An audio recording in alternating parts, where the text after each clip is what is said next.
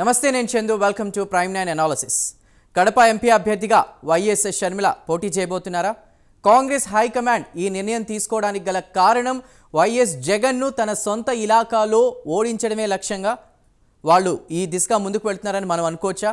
Because ముందుగా మనం చూసుకుంటే కనుక ఇక్కడ ఇప్పటికే వైఎస్ఆర్సీపీ పార్టీ నుంచి కూడా అవినాష్ రెడ్డికి మళ్ళీ కడప ఎంపీ అభ్యర్థిగా టికెట్ ఇచ్చారు. అయితే వైఎస్ వివేకానంద రెడ్డి చనిపోయినటువంటి విషయం మరణానికి సంబంధించి కూడా ఆయన ఆరోపణలు ఎదుర్కొంటున్న నేపథ్యంలో ఇది ఒక రకంగా అటు కాంగ్రెస్ పార్టీకి ప్లస్ అయ్యే అవకాశం ఉన్న నేపథ్యంలో కూడా కాంగ్రెస్ ఈ దిశగా ముందుకు వెళ్తున్నట్టు తెలుస్తుంది. వైఎస్ షర్మిలాని కనుక అక్కడ నిలబడి పోటీ చేయిస్తే ముఖ్యంగా ఓట్లు చీలి అటు వైఎస్ షర్మిలాకే ఎక్కువగా అక్కడ ప్రజలు మొగ్గు చూపే అవకాశం ఉన్నట్టు తెలుస్తోంది. ఎందుకంటే వైఎస్ఆర్ కుమార్తె వైఎస్ రాజశేఖర రెడ్డి కుమార్తె వైఎస్ షర్మిల అటు జగన్మోహన్ రెడ్డిపై ఇప్పుడు ఏపీలో ఎలాంటి వ్యతిరేకత వస్తుందో మనందరం కూడా చూసినటువంటి పరిస్థితి. ఈ నేపథ్యంలో అటు అవినాష్ రెడ్డి కూడా వివేక హత్యకు సంబంధించి ఆరోపణలు ఎదుర్కొంటున్న నేపథ్యంలో కూడా ఇది ఒక రకంగా వైఎస్ షర్మిలాకి ప్లస్ అవుతుంది, దాని పరంగా కాంగ్రెస్కి ప్లస్ అవుతుందని కాంగ్రెస్ భావిస్తోంది. సో మంగళవారం కాంగ్రెస్ స్క్రీనింగ్ కమిటీ భేటీ ఉండడంతో కూడా ఈ భేటీ తర్వాత అంటే ఈ నెల 25న దీనికి సంబంధించి ఒక క్లారిటీ వచ్చే అవకాశం ఉంది. కాంగ్రెస్కి సంబంధించి ఎంపీ అభ్యర్థులు ఎవరు పోటీ చేస్తున్నారో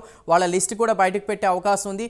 ఏదేమైనప్పటికీ కూడా ఆమె వైఎస్ షర్మిల వైజాగ్ నుంచి పోటీ చేస్తారని అందరూ భావించారు, వైజాగ్ నుంచి ఎంపీ క్యాండిడేట్గా.